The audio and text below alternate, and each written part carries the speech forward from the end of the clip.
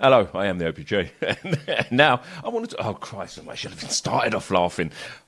I want to talk about depression. Now, this is a topic that we rarely discuss and then merely maintain communication about with those conversations with the people that we talk with them about. Now, despite depression getting mentioned everywhere now, social media, adverts, celebrity interviews, and television shows, most of what gets said is surface level, and it's a phrase, I think it's okay not to be okay, was bandied about. It sounds cool, but now what? The people actually living inside depression, they need more than a hashtag. They need someone to sit down and to explain what's actually happening to them, why it's happening, and what's being said by the experts about getting out of it. So even though I won't be going into real depth here, I will touch on some of the important issues. And if you would like to see me cover a deeper study of depression, leave a comment. So, I've got a couple of key points here. People think depression's just sadness. And that's the first and biggest misconception. Sadness is something that you feel. Depression is something that removes feeling. You wake up and there's nothing there. No motivation, no joy, no real reason to get up, but also often no dramatic reason to stay in bed, just emptiness, a kind of grey static where your personality used to be. And that persistent sadness people describe, it's real, but so is the opposite, the numbness, the flatness. Some people cry constantly, others can't cry at all, even when they want to, even at a funeral. And I'm not exaggerating, and they can be left feeling guilty about that, which adds to it again. And the hopelessness that sets in isn't dramatic, it's quiet. It whispers that nothing will change and that trying is pointless. And this is just how things are now. And when you're deep into it, that voice sounds completely rational. And then there's irritability.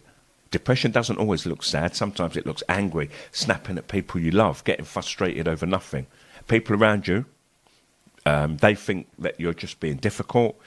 You think you're just being difficult. And neither of you realises there's something clinical underneath it. Now, not everything's clinical. The medicine companies try to sell us a load of tosh, too much of it, in fact. But sometimes we do need that treatment. There are other ways of diagnosing it. Trust me, as a son of a West Indian, of West Indians and travelling to many other foreign countries, I know people say something like, and I point out a problem just by the way you're moving, the way you're talking, a quick change in you, and I recommend a leaf to rub on you or something like that, and it works.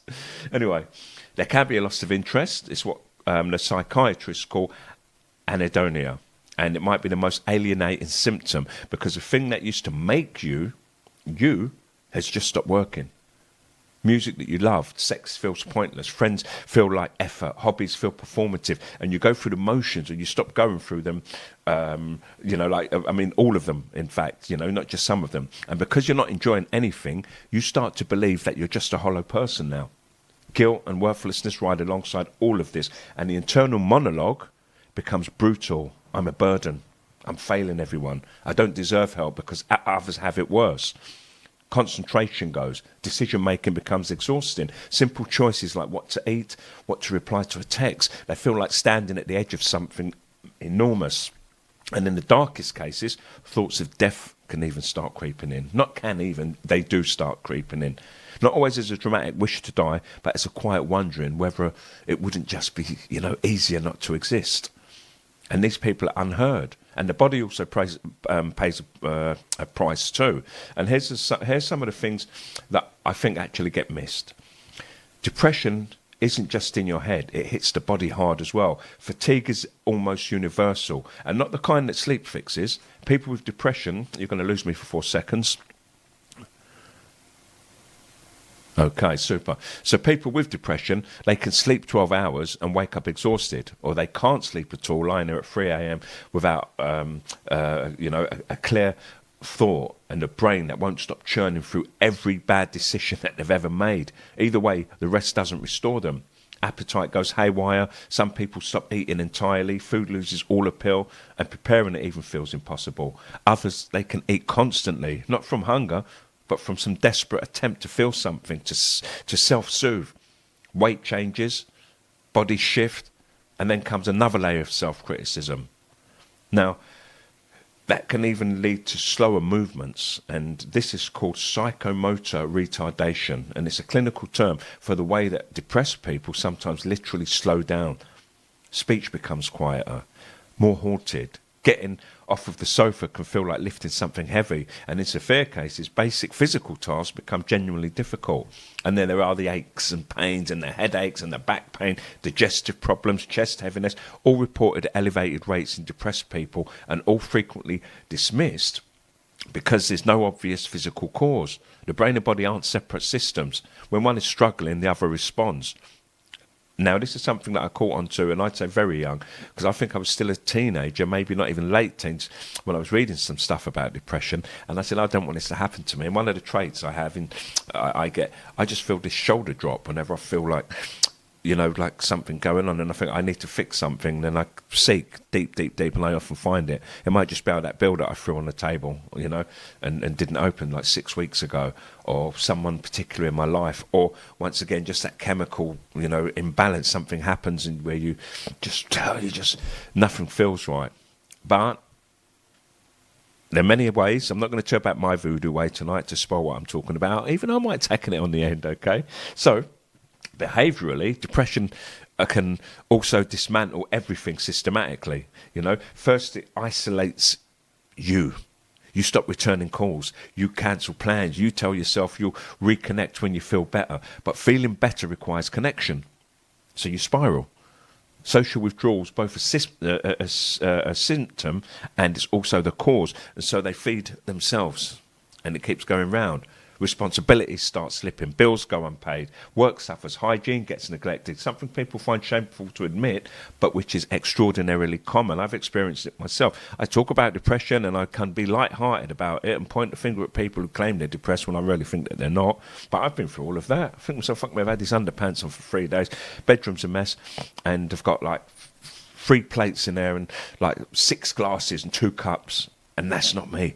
So it's like in those moments, and I think, oh no, I'm just chilling and taking it easy. It's like, no, you're not. There's something I want. Do you know what I mean? Something going on. So I've been there a couple of times in my life, and it's for the people who are weak, right? Because depression's not a weakness, as I said at the beginning. But if you're a weak-willed person and it happens, I believe it's going to be worse. Yes, I said it, fight me, okay?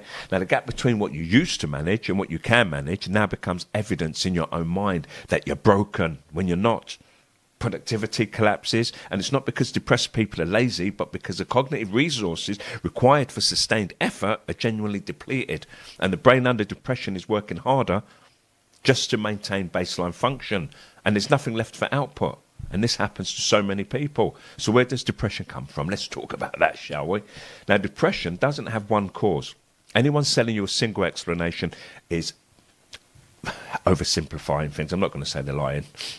Anyway, seed's been sown.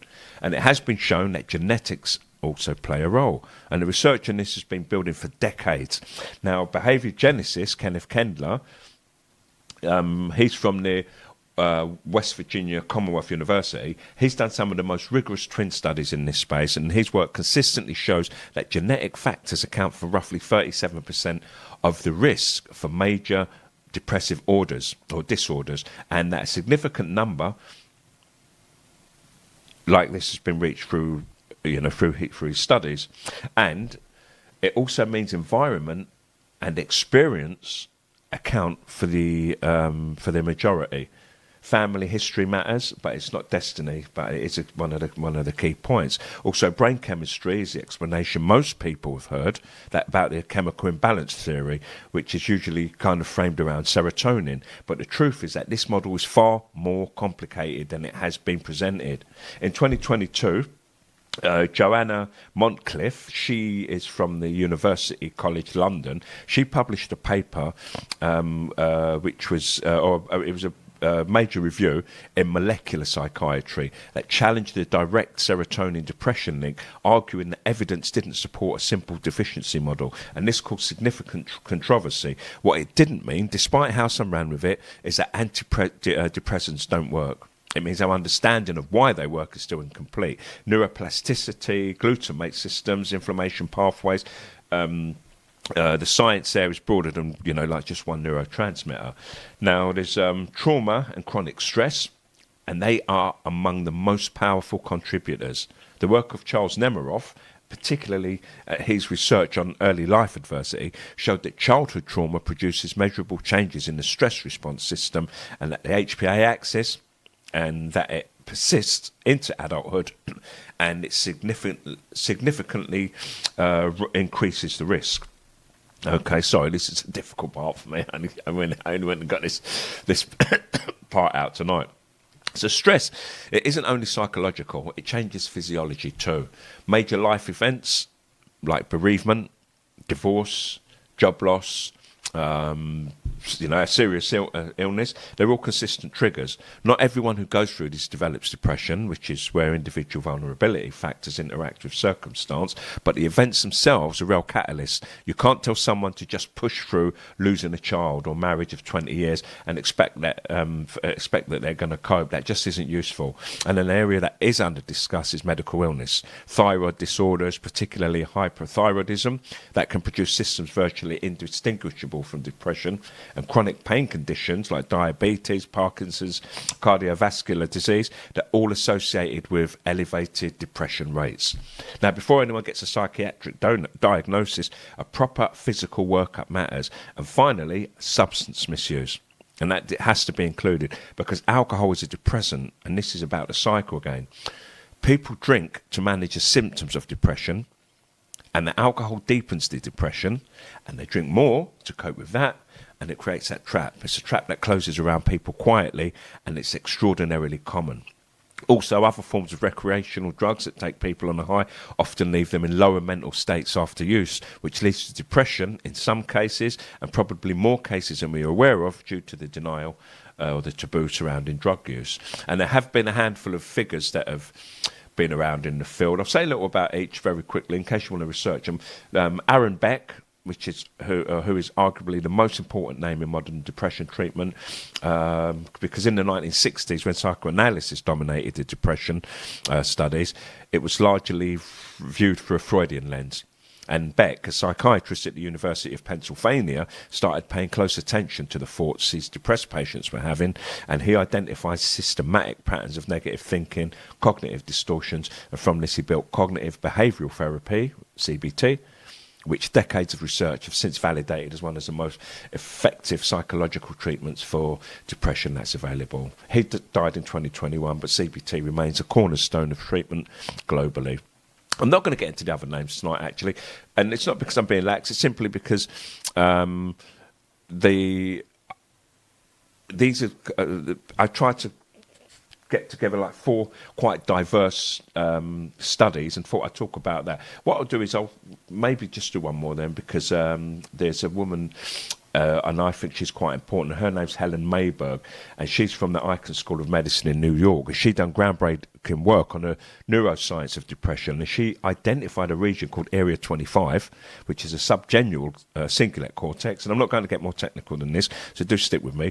And she identified this subgenual cingulate cortex as consistently overactive in treatment-resistant depression. And her team's research into deep brain stimulation targeted this area and produced results in patients for whom nothing else had worked. And it isn't mainstream treatment yet, but it represents, another choice and a frontier study of depression and neural circuits. And I think I'd leave it there. But I'd say to anyone, educate yourself on depression. Go out, look for some of the stuff, maybe some of the names I said, and read a bit more about it, because it may be something that you're suffering from. Someone who's close to you could be, be around, and it arms you to talk with them on a level that they can understand a little bit better, because there's nothing worse than being in a particular condition and you've got no one to talk to. Because keep your chin up. Oh, don't worry, you always come up smiling, things like that. You need someone who understands, because they've heard terms from their doctors and, like the people are giving them treatment. And if you can talk with them at that level, not the same as their doctors and so on, then I think people are a bit more willing and a bit more open. Because one of the things I do point out, and people get angry with me about, is when I say, look, if people with depression don't want to talk to us, how can we know? They just say, oh, well, you wouldn't understand. And it's oh, okay, fair enough. So we can't talk about it, And I understand it's part of their condition as well. But at the same time, what I say to people, whatever's wrong with us, we have to be stronger sometimes just to be able to communicate with other people. And that's where I talk about being strong. I've been that place before, but I know sometimes as soon as I feel myself getting there now, because that's the training you do, it's not the training for when you are down, it's for when you feel that you're getting there. You talk to someone. I called my 3 sisters about a year ago. I said, listen, I'm going to need some of your support for the next couple of days. I'm just feeling a bit low. Boom, and then I get all the phone calls and messages, and that's it, and it works, you know. And maybe I don't have deep depression. You can argue, maybe you don't understand what deep depression's like. And so here we go again. I could have been in one, but I didn't allow it to happen. Who knows? So what does this all add up to anyway? You know, I want to make this clear, by the way. Depression is not weakness. It's not a choice. It's not something you can walk off. It's not something that you can positively think through. It's a complex condition with biological, psychological and social roots that interacts with your genetics, your history, your circumstances and your body in ways that science is still working to fully map. But here's the other side of that, and this matters. The research is genuinely advancing. Treatment works, therapy works, medication works for many people, although there's too much focus on medication in all aspects of health, in my opinion. But there are also newer interventions like ketamine infusions. Get in. Nay. I can never say that word. Psilocybin assistant therapy in clinical settings, all of which were showing real promises in trials for treatment-resistant cases. And also exercise has a stronger evidence base than most people realise. Social connection isn't soft advice, it's structural medicine, and it's worthy of research. The problem isn't that there are no answers. The problem is that there too many people aren't getting access to those answers, and this can be due to stigma, cost, waiting lists, misdiagnosis, which is common, or simply because nobody around with depression takes it seriously enough to push for proper help.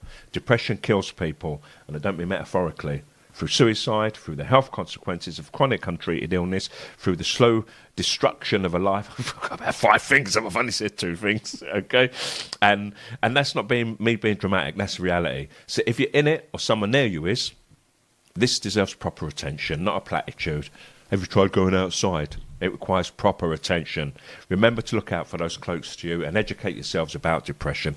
It could change or save a life. I am the OBJ.